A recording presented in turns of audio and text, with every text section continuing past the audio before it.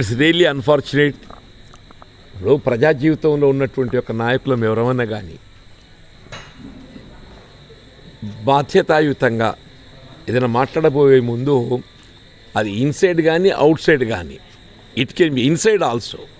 Inside కూడా మన భావాలు ఏదైతున్నదో సమాజానికి ఒక విధమైనటువంటి ఒక సంకేతం ఇచ్చే విధంగా ఉండాలి.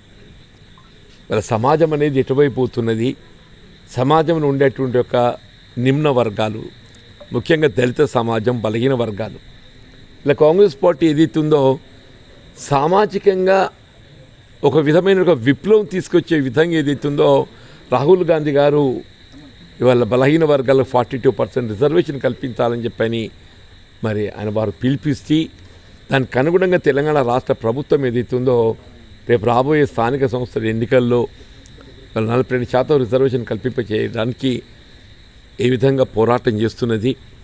ఈ తరుణంలో ఏదైతున్నదో ఇవాళ మిత్రుడు అడ్లూరు లక్ష్మణ్ కుమార్ గారు ఒక దళిత సమాజంకి రావచ్చు కాక ఆయన మనం గౌరవించాలి. లక్ష్మణ్ కుమార్ అంటే ఒక వ్యక్తి కాదు, ఒక సామాజిక వర్గం అని చెప్పంటున్నా.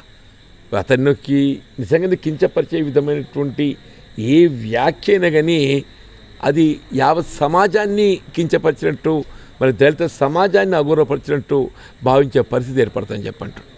ఏదైనా కానీ ఇది రియల్లీ అన్ఫార్చునేట్. అటువంటి ఒక వ్యాఖ్యలు సంభాషణ చేయవలసింది కాదు ఎవరమైనా కానీ. సరే, ఇప్పటికీ ఏ పరిస్థితి లోపల అటువంటి ఒక సంభాషణ చేయడం జరిగింది అయినా కానీ దాన్ని వెనక్కి తీసుకో, ఎవరైనా తప్పలేదు దాంట్లో.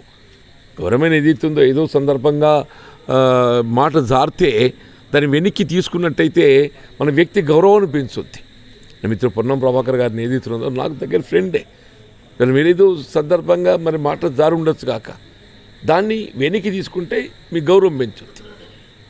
నేను ఆ అప్పీల్ దాన్ని అంటే ఆ విధంగా సంభాషణ జరిగి ఉండవలసింది కాదు. అదేదైనా కానీ ఇప్పటికైనా వెనక్కి తీసుకుంటే గౌరవం ఉంటుందని చెప్పాను.